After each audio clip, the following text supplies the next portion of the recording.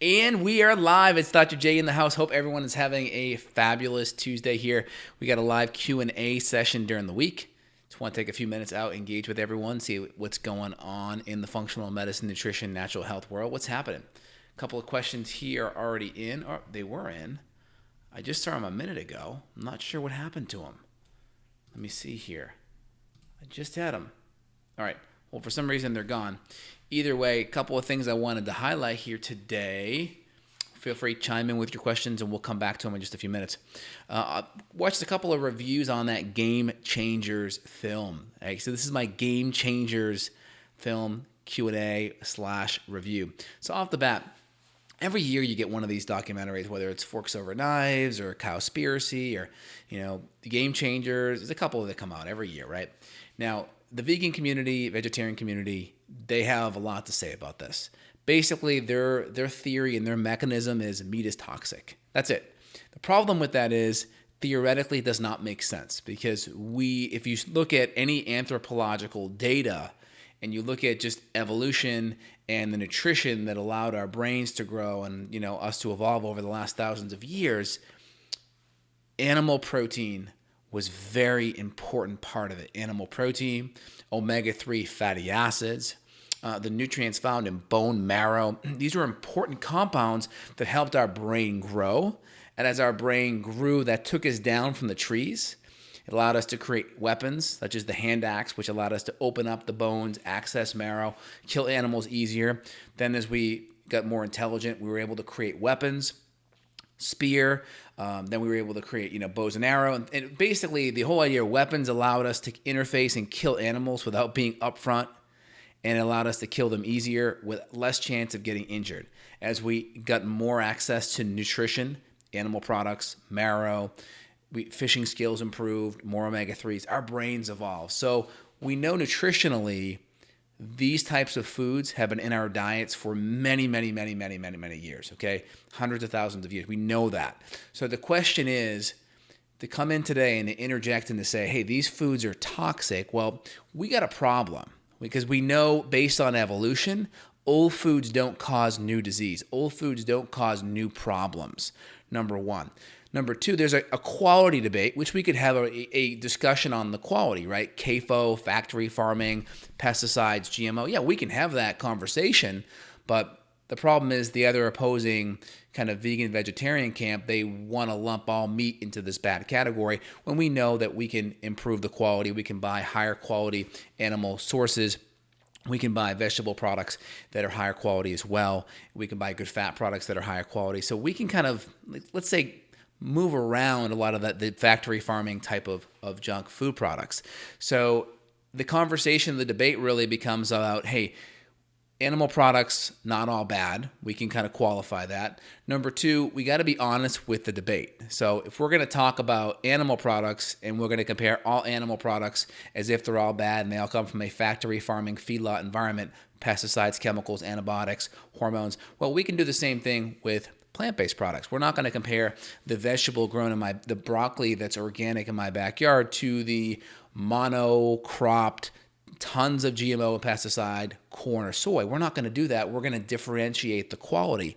Just like vegetables may have a different quality on that scale, meats do as well. So number one, we have anthropological data, right? We know based on evolution and how we evolve based on the data that we have based on hunter-gatherer type of data, anthropological data. You can go watch these documentaries on Nova or Discovery Channel. It's documented. Old foods don't cause new disease. And just the idea that meat is bad or meat is toxic does not work. Now we can go look at nutrient density. Let's just look at amino acids. It's very hard to get enough amino acids just purely on a vegetarian vegan diet. People that do it and have more muscle and are more active, they have to do it with protein powders, number one. Number two, it's much harder to keep the carbohydrate in check. So if you're more prone to be insulin resistant, where you cannot handle carbs over 100 or 200 grams per day, well, you're going to have some problems because most vegetarian proteins are going to be about 2/3 to 3/4 starch or carbohydrate to that 1/3, 1/4 protein. And most people need at least half a gram per pound of body weight, up to 1 gram per pound of body weight, somewhere in between there. Most vegetarian sources, if just naturally consumed, they get about 0.33 grams per pound of body weight naturally if you're not supplementing. So you kind of get into this deficit where there's no way you're going to be able to get enough protein. And the data is clear. You probably want to be a minimum a half to 3/4 grams per protein per pound of body weight. So number one, we have that. Then we have individual nutrients like fat-soluble vitamins, vitamin A. Very hard to get enough of that. You can get beta-carotene that gets converted over, but not everyone converts it the same. Then we have B12 is another big one that vegans and vegetarians have to be consuming. And again, vegetarians have more leeway. They tend to be okay. If you're consuming egg yolks and fish, which are acceptable on a vegetarian diet, usually you're fine. That's because there's enough nutrition in the yolks and in the fish that you're typically okay. It's the vegans you got to be careful of because that's where you're going to be missing the vitamin A, the B12. You may not be getting enough protein, or if you're supplementing protein, you may be getting too high of carbs. And then, of course, comes the fats. Coconut oil is a really good fat. It's probably your best vegan fat because it's got saturated fats in there. Not a lot of vegan fats are saturated. You have omega-3s, which are polyunsaturated, and then you can supplement omega-3s vegetarian, typically through algae, but like what most animal products do, they actually concentrate nutrients. So you get more omega-3s, you get longer chain omega-3s that are better, that are more potent, that are converted better by getting the actual plant-based, that are avoiding the plant and actually getting the fish that convert and concentrate the plant algae and make it higher. So in general, kind of recap. Number one, confounding variables. We have to look at quality, right? Number two, we have the mechanism of old foods don't cause new disease. Number three, we also have to differentiate between the quality and the other side, right? Just because it's a plant-based product, it still may be bad for you if it's factory farmed, if there's a whole bunch of pesticides and chemicals on it. Number four, we have to look at carbohydrates because there's a lot of carbohydrates on the vegetarian, or actually on the vegan side of the fence. Vegetarian tends to be, you can still do it because that allows eggs and that allows for fish, which tend to give you enough options. Number four is getting enough protein because that 0.33 grams per pound of natural vegetarian sources, it tends to be hard to get to that 0.5 grams per pound of body weight when you're doing vegetarian sources. And again, that's not including protein powders, pea, rice, hemp. You kind of need to do those type of powders to get over that hump because those foods tend to be 2/3 to 3/4 starch to protein. And then the next thing is going to be other confounding variables in regards to vegans versus animal eaters. So we have to differentiate when we look at health studies. There's not a lot of good health studies. There's one study on, I think, the 7-Day Adventist. The problem is it's called the healthy user bias. People that tend to be plant-based, they tend to be very healthy in regards to their mental focus, meaning there's a lot of intent on being healthy. Therefore, maybe their plant-based diet isn't the healthiest, but in my opinion, they're avoiding alcohol, they're avoiding smoking, they're sleeping good, they're exercising.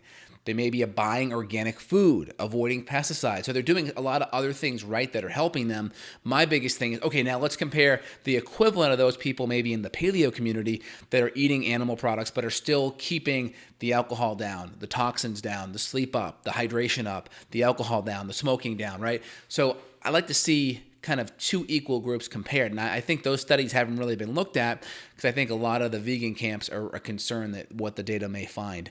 You can look at some of the Eat Ornish studies that show, hey, look at these improvements, but the guy isn't just having people do plant-based diet. Number one, he's adding actually omega-3s in there. Number two, it's stress reduction, it's yoga, it's sleep, it's meditation. There's an emphasis on food quality in there. So there's a lot of other things that are happening. So I want to just differentiate that. I think I may do a longer podcast on this topic. I think it's very important. Remember, plant products are very hard to digest. So when you look at strict herbivores, cows, horses, they spend about 50 to 60% of their day eating, number one. They have multiple stomachs where they ruminate and can break down these plants as well.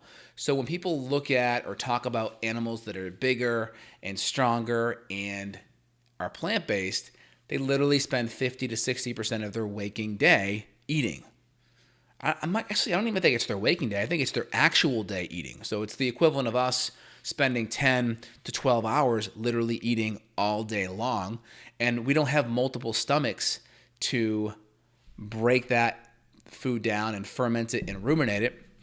And then number two, when you look at animals that are significantly big, they also have different genes, myostatin genes, that encode muscle differently. And the difference with animal products is there's concentrated nutrition, so we don't have to be eating all day. We can eat 15 minutes at a whack, be done, do that for maybe 2-3 times a day, and we can get enough nutrition. That's the benefit of plant products, or say animal products, is they concentrate plant-based nutrition, so we don't have to be eating for 10 to 12 hours a day. It's pretty awesome. We just want to highlight the nutrition. We want to highlight the quality. The quality is really important. We don't want to lump everything in one camp, which is what our vegan counterparts tend to do.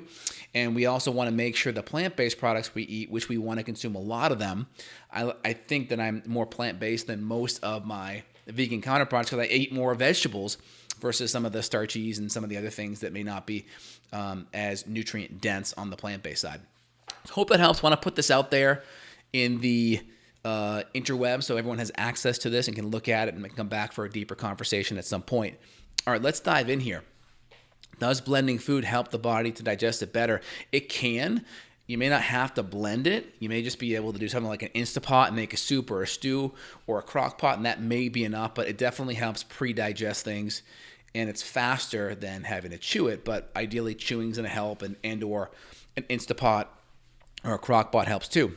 Do you know if castor oil packs will stir up and bring out heavy metals? Not sure about heavy metals, possibly. I know they do bring out toxins.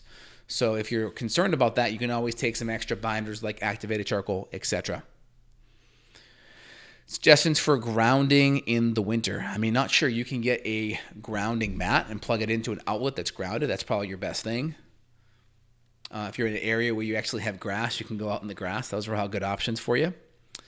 My cortisol in the morning on my blood test was 12 micrograms per DL. Out of the level was 7.7 to 25. Should I do supplementation? And if I go on supplementation, would it have a withdrawal when I come off? So number one, I would never just go off of pure morning cortisol. I like to see a full rhythm of cortisol throughout the day. It's number one. Number two, I would like to see the whole picture. So once I see that whole thing, looking at DHEA also may be helpful as well, so I can see kind of the overall function of your adrenals. Because the cortisol rhythm kind of tells me a lot about HPA axis function or dysfunction. Your cortisol is on the bottom 25%, so there may be some cortisol rhythm issues. And I'd like to know kind of where your stress profile fits in, meaning is there any anxiety, depression, fatigue? Where does that fall in? So you kind of need a whole clinical picture of everything. Let me check out Facebook real fast.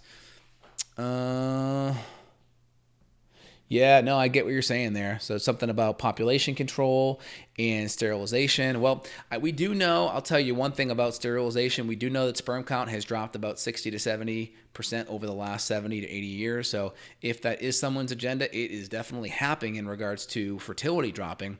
The intent, I don't know. I mean, when you decrease food quality and you add toxins to the food supply just through conventional farming, it's going to have repercussions.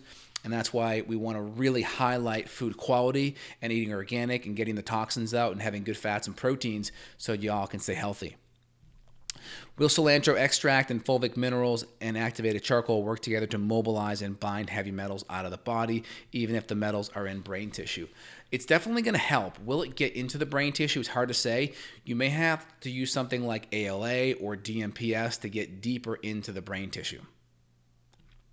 Great. Ferritin's high at 805. My TIBC is low. I don't have hemochromatosis. I'm also not anemic. It's just stomach inflammation. I can't figure it out. Would need to know where your iron saturation is. Would also need to know where your iron serum is. But it's possible that just inflammation alone could easily increase your ferritin. Any experience treating Prevotella? Where did it go? Like Prevotella copri giving me bad rheumatoid arthritis. Yeah, there are different bacteria. Like on the GI map test that I run, there's a panel there that look at autoimmune triggering bacteria. And certain bacteria like Prevotella can trigger autoimmune conditions for sure. So if you have an autoimmune condition, you definitely want to look at the diet, gut permeability, and then also look at the infections in the gut that could be driving that immune imbalance. What are some physical effects on the body of depression? I noticed that lately my body, digestion, hair, skin, and nails don't feel as well when I'm living abroad in the summer and happier. Hard to say. Not sure, but in regards to, not really sure about that question there. You have to reframe it for me. James writes in, Dr. J, does the Prager's brand of plant-based spinach cakes, spinach, potato, onions, expeller pressed coconut oil, flakes, egg whites, arrowroot powder, sea salt? What are your thoughts on the oil? Yeah, canola oil isn't the best. I don't love the oil, but if it was kind of in the 20% category, I don't think it would be as bad. I wish they just used avocado oil instead. I think it does cost about 8 times more, but in general, I like the avocado oil better, but canola not as good. Mo writes in, what's your take on meat and cancer risk? Do you eat a lot of it, and do you eat grass-fed meat? Yes, I do. So I kind of talked about it in my Game Changers review. I don't think there's anything to worry about when it comes to meat. Is number one, as long as you choosing high quality sources, right? Grass-fed organic is important. Pasture-fed is even better. And then number 2, don't char the crap out of it when you cook it. So Chris Kresser did a great review on Joe Rogan last week about the Game Changers movie. I kind of gave you a little highlight. But the big thing to highlight when it comes to animal products is number 1, yeah, you can get a lot of iron with animal products. If you're a guy, it may be good to give blood every couple of months or do a blood test. Do something where you can relieve that blood. That's going to decrease the iron. Number 2, the oxidative end products that may happen from iron excess, you're going to be able to combat a lot of that through just consuming lots of good vegetables because they're going to have a lot of antioxidants to neutralize a lot of that. Number 3, there's some things that they're talked about they're called TMAO, trimethyl oxidase compounds. They're a derivative of carnitine, and it said that these are potentially a problem, but I haven't seen it. The data and the research that I see really shows they're a non-issue. They tend to be more of an issue when you have SIBO or when you have insulin resistance.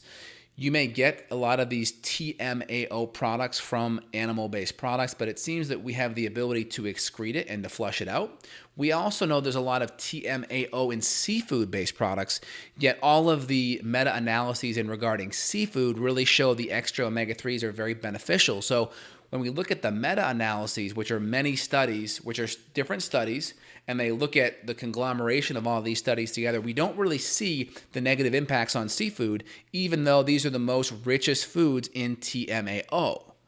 And so it seems to be the TMAO mechanism that makes it a problem is when you have bacterial imbalance issues in the gut and or insulin resistance. And then, of course, the next thing are going to be a lot of the studies that a lot of these animal products are based off of are going to be survey-based studies where they don't look at the quality. Maybe they lump in the breads or the pot. Maybe they look at hey, this person eats a hot dog every day. Well, they forgot to mention that it comes with a bun. Or, hey, this person has sauce on their pizza. Hey, they forgot to mention that it comes with a whole bunch of grains and gluten and carbohydrate. Same thing with the hamburger bun.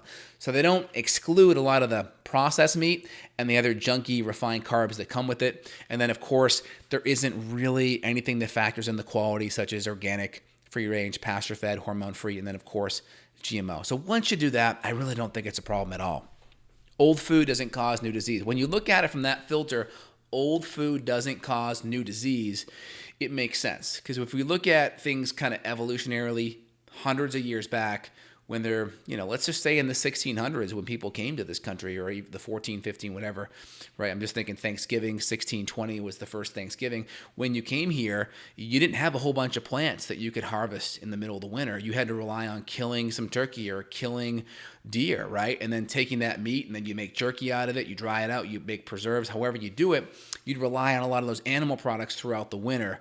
And we really didn't have the ability to save a lot of plant-based products, or at least they weren't even calorically dense enough to get us through. So animal products were really, really big, at least for the last, 100,000 years for sure. Okay, next question here. My coworker said that when she drinks any amount of milk, she has palpitations. Yeah, there very well could be a food allergen.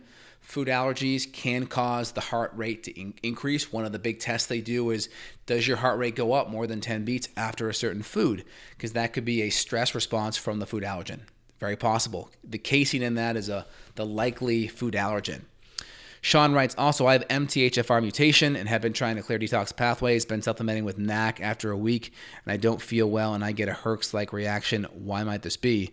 So you could be mobilizing some toxins with the NAC. You could be upregulating glutathione and dumping some stuff. So I would back off on that. You may even want to look at going and fixing the other food stuff or hormone stuff or other issues first. I find people that go and start dumping a whole bunch of toxins and their gut or hormones isn't good, they can feel worse. Ashley writes in, what are some natural remedies for menstrual cramps? I don't want to take ibuprofen. So number one, Ashley, is typically we'll work on the estrogen dominance and get the progesterone and estrogen better. Number one, we may add in things like chase tree or maca to help modulate the hormones. Number three, we may add an herb complex in called cramp bark, which has been very good. Cramp bark's excellent. Number four, there's a herb or essential oil called clary sage, and you can take the clary sage and you can rub it on your ovaries directly, right from the abdomen in, and that will help relax the cramping. You can also up magnesium as well to help relax the muscles, and then last but not least, you can do like an ibuprofen or a Midol or something like that to help relax the muscle. But hopefully the first five work first. I know we chatted a couple weeks ago, so if we have to dive in deeper on that, Ashley, on next steps, we can talk about that. Jack writes in, recently diagnosed with EOE. Okay, I'm going to guess esophagitis. Is eosinophilic esophagitis? Is that what you're referring to? Please don't use abbreviations if it's more abstract. It's hard to know. Dozens of food sensitivities and going my entire life with none. A lot of this started when I was taking NSAIDs. It's been about 7 months now. So I'm guessing the eosinophilic esophagitis. I could be wrong. So you got to follow the 6 R's. Get the food dialed in. You got to work on the digestion, repairing the gut lining. You got to work on replacing enzymes and acids and seeing if there's an infection. But I would start with the diet changes. I would start with digestive support. And I would start with doing some testing to figure out what's going on with the gut and maybe some healing nutrients like ginger, L-glutamine. In my line, we use something called GI Restore, which has a lot of healing nutrients in it. I got a bunch of podcasts on this topic, so feel free and just go check out a podcast. If you go to justinhealth.com, everything's transcribed. Just type in a couple of the keywords you're looking to get help with, and then you'll find a transcription.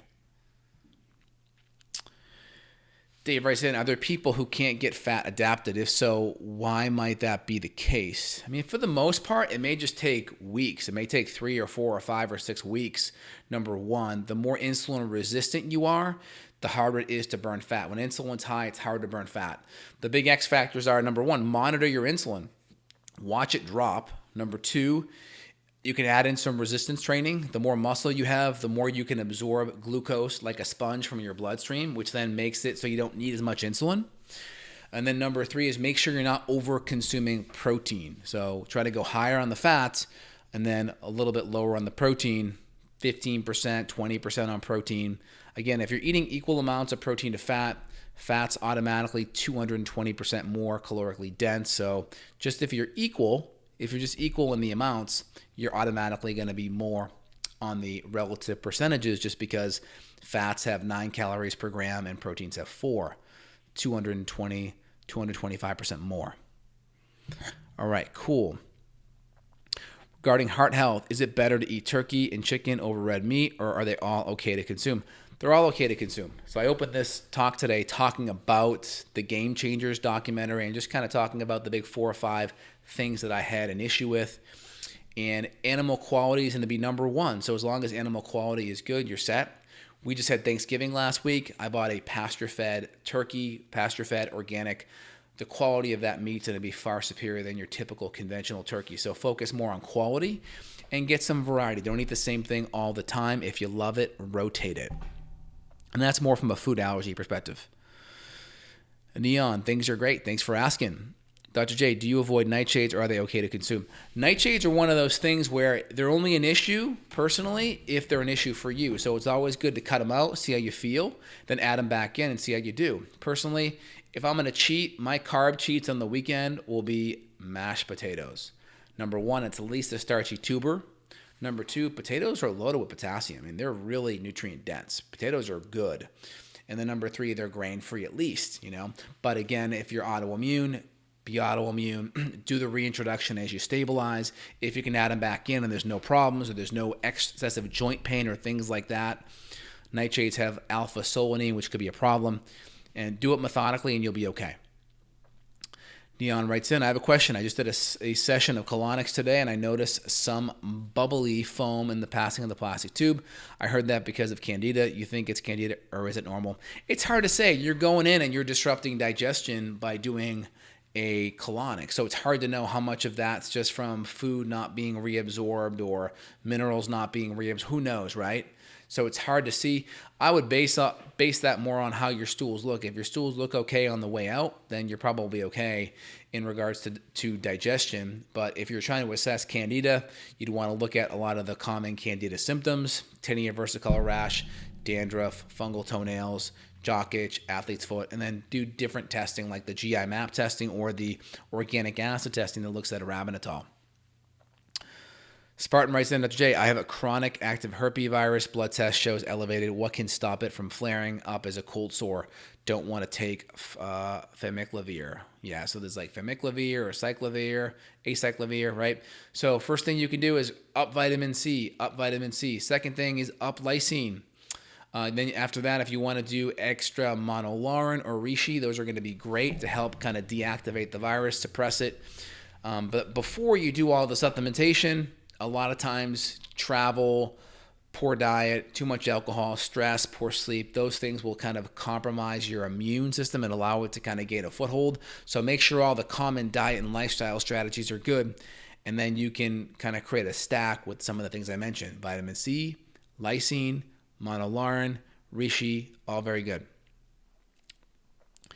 Ashley writes in, thanks. I missed my window to take the Dutch test last cycle due to a contaminating strip. I will do it next cycle. Oh, yeah, I heard that, Ashley. Sorry that happened. It always stinks when you're trying to time it up and you miss the window. Well, let me know so we can connect soon. If we need to give you some herbs to support kind of your female hormones in the meantime, let me know.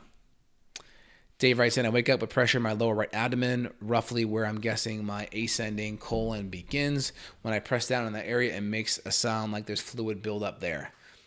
Any thoughts on what may cause it? What's the pressure? Gets worse. Seems to have worse back from overly tight muscles. Does connection there make any sense? It's hard to say. I mean, if there's any inflammation in the gut, it can happen in the small intestine. It can happen in the colon where the ileocecal valve is, which it sounds that's where that's happening for you. There could be some SIBO. There could be an infection. There could be poor digestion. All of those could be part of the equation. And of course, food allergens could be part of it. There's too many other underlying variables that you kind of have to go through and check all those things off and see where the improvement starts to happen. So too many variables, but those are the things you want to create the checklist on and probably work with a good functional medicine doctor to dive in. Yep, eosinophilic esophagitis. I thought so. In your experience, can food sensitivity be overcome once the gut's healed? Yes, it depends on the food. There's certain foods that tend to be more inflammatory in nature because of immune sensitivity, pesticides, chemicals. Like gluten's a big one. Obviously, anti-nutrients in certain food like nuts and seeds can be more of a problem, or certain lentils or legumes, those kind of things. Dr. J, thank you for your help. You are welcome. You're welcome. Chris is going back on Joe Rogan this week with the producer of Game Changers, and they are going to discuss it. I think also Stefan Guillenet is going back on too. Yeah, I mean, the arguments, it's the same old argument, right? I watched some of the documentary. I know all the arguments they make. So for me, it's boring to watch it because most of the documentary, they're trying to basically propagandize people. Like, look, here's this guy. He's so strong. He's vegetarian. He's vegan. And it's like, okay, but you only can maintain that muscle mass because you consume 150 grams of protein through protein powders. So if your diet, let's say you didn't have access to protein powders. Let's say you only had access to the vegan diet, and I only had access to my paleo, omnivore, plant and animal diet. Well, I'm going to be able to get enough protein. You'll never get enough protein for the most part.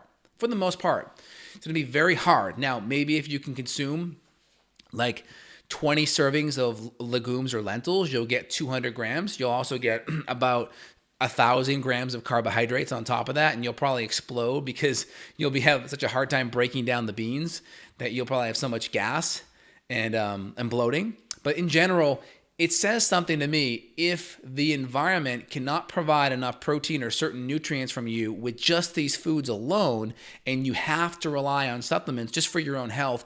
It tells me that something about that diet doesn't make sense. It's not evolutionarily appropriate because we wouldn't be able to evolve or grow to what we are or who we are today if our diets were such devoid of nutrients. So if you gave me the option to kind of combat someone else where they only could be plant-based, I could be both, I'm going to be able to get enough protein and build muscle far better than they are because their food just doesn't have enough nutritional density, especially in regards to the proteins. So really good points. Any no gluten or otherwise pancake flours you recommend? Yeah, Birch Benders is great. Birch Benders has a cassava, yucca, coconut one. They're great. James writes out, Jay, if I buy a test on your website, can I get the results emailed to me directly from the company or your office? Yeah, if you get a test, as long as nothing's like significant, if something's pathological on there, we'll have to have a conversation just because of a CYA liability issue. But as long as things are reasonable, nothing like pathological, yeah, for sure.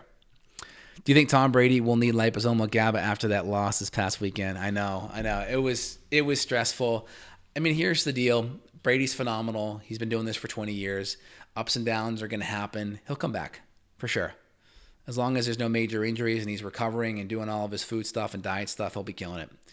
Any recommendations on blood thinning supplements? Yeah, low-hanging fruit, fish oil.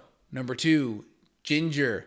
Number 3, you can do systemic enzymes, or you can do ginkgo, and or just decrease your inflammation. So a paleo template will help. Jack writes in, just wanted to follow up on an oxalate question. I ate spinach and my chest was tight and my stomach burned. Was told oxalates harm the gut lining. Thank you for answering all my questions. Great work.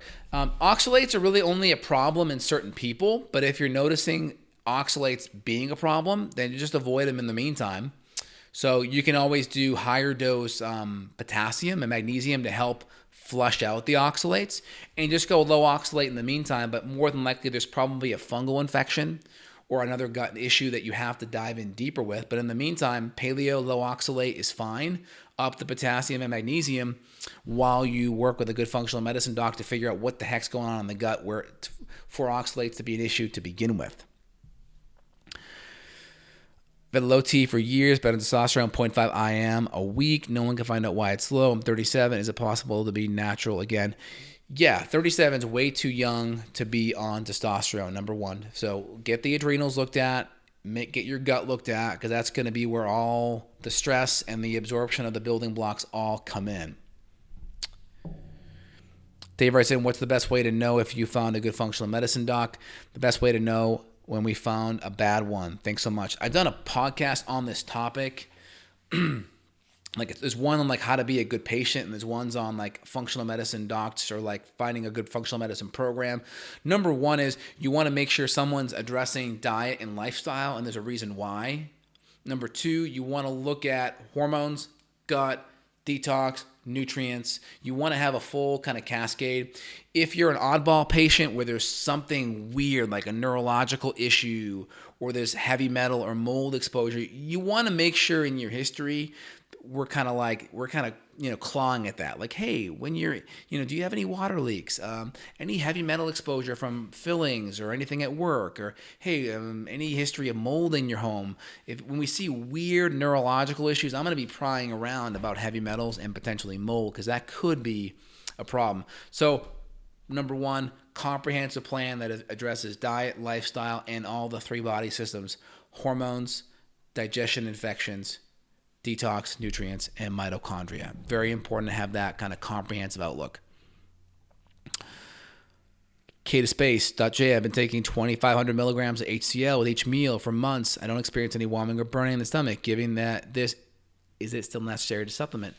I typically would tell someone, if they're doing pretty good and their digestion's good and they're regular, is only use HCl and enzymes as needed. When you're eating under stress, you're having a bigger meal, you're out to eat, it's Thanksgiving, those kind of things, do it more as needed and rely on your natural digestive support.